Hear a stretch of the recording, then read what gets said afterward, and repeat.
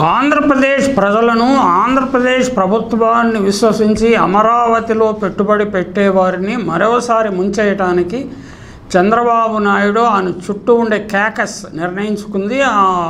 వారికి లాభాలు సంపాదించుకోవడం కోసం చంద్రబాబు నాయుడు గారు మరి ఆయన స్వయంగా లాభాలు సంపాదిస్తాడా లేకపోతే వారి లాభాలు సంపాదించడం కోసం అలా చేస్తున్నాడో మనకు తెలియదు. కానీ ఆయన చాలా డేంజరస్ గేమ్ ప్లే చేస్తున్నాడు. ఇది చాలా ప్రమాదకరమైన గేము. అందులో ఇరుక్కున్నవారు ఇరుక్కోవటమే తప్ప బయటపడటం ఉండదు. రాజధానిలో అన్ని అవసరాలకు పోగా ప్రభుత్వం వద్ద 8,000 ఎకరాల భూమి మిగులుతుంది. ఆ భూమి విలువ 2019లో ఎకరం 10 కోట్లు ఉండేది. రాజధాని నిర్మాణం కొనసాగించి ఉంటే ఎకరం విలువ ఈపాటికే 20 కోట్లకు చేరేది అని అంచనా. అలా ప్రభుత్వం వద్ద 1,60,000 1.60 లక్షల కోట్ల విలువైన సంపద ఉండేదని జూలై 3వ తేదీన చంద్రబాబు నాయుడు గారు చెప్పారు. కానీ చంద్రబాబు నాయుడు గారు ఈ అంశాన్ని కూడా పరిగణించాలి. అమరావతి కోసం 25,398 మంది రైతుల నుంచి 34,280 ఎకరాలు భూమి సమీకరించిన మాట నిజమే. ఇది దేశంలో ఎక్కడా జరగలేదు, ప్రపంచంలోనే ఎక్కడా జరగలేదు. అంటే ఇంత సక్సెస్ఫుల్గా రైతులను ఫూల్ చేసి భూమిని పూలింగ్కి తీసుకోవడం అనేది ఒక చంద్రబాబు నాయుడు గారికే సాధ్యమైంది. ఆయనకు సహకరించిన పచ్చ మీడియాకే సాధ్యమైంది. ఇప్పుడు అదే పచ్చ మీడియా ఏదో ప్రపంచ బ్యాంకు 15,000 రుణం కేంద్రం ఇచ్చే రుణం కాకుండా అది గ్రాంట్ కానీ కూడా కొంతకాలం ప్రచారం చేశారు. 15,000 కోట్ల అంతర్జాతీయ రుణం కాకుండా ప్రపంచ బ్యాంకు 40,000 కోట్ల అదనపు రుణం ఇస్తుందని సిద్ధంగా ఉన్నదని, ఎంత కావాలంటే అంత ఇవ్వడానికి సిద్ధంగా ఉన్నదని ప్రచారం మొదలుపెట్టారు. అలాగే అన్నిటికంటే ఆశ్చర్యకరం ఏంటంటే బుద్ధిస్ట్ మాంక్ గురువు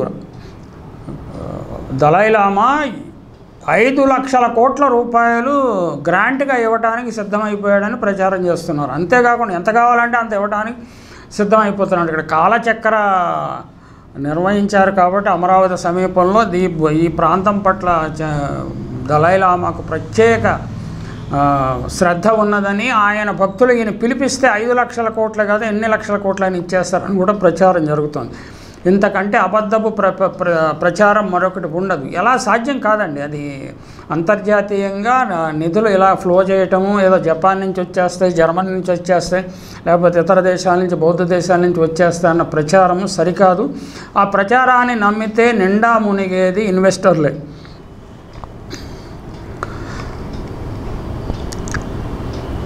చంద్రబాబు భూమి సమీకరించిన మాట నిజమే. దానికి బదులు జగన్ చెప్పినట్టు ప్రభుత్వ భూమి 30,000 ఎకరాలు ఉన్న చోట పెడితే రైతులకు తిరిగి ఇవ్వాల్సిన భూమి ఉండదు. కాబట్టి కనీసం 15,000 ఎకరాలు ప్రభుత్వం కింద ఉండేవి.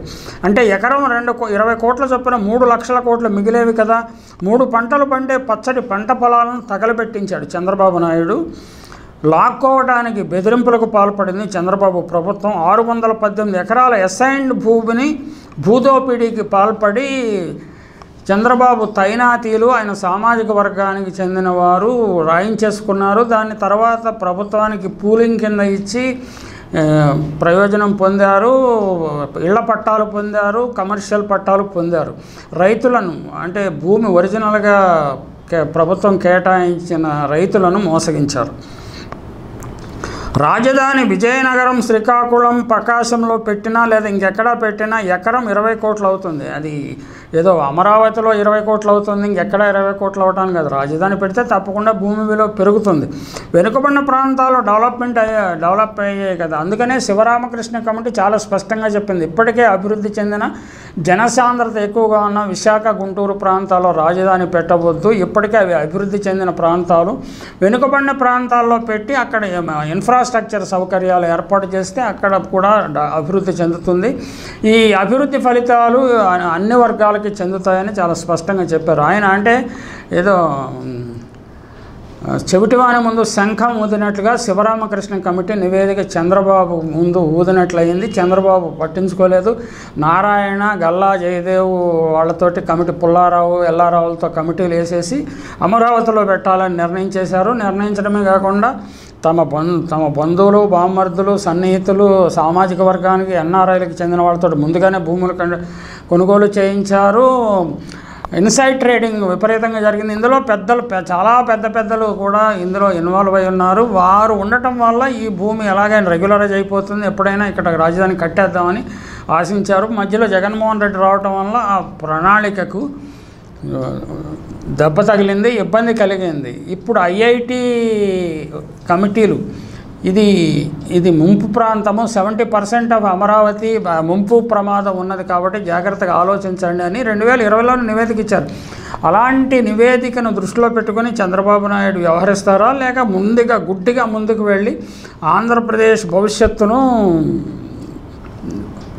అమరావతి ఊపిలో దింపేస్తారని చూడాలి.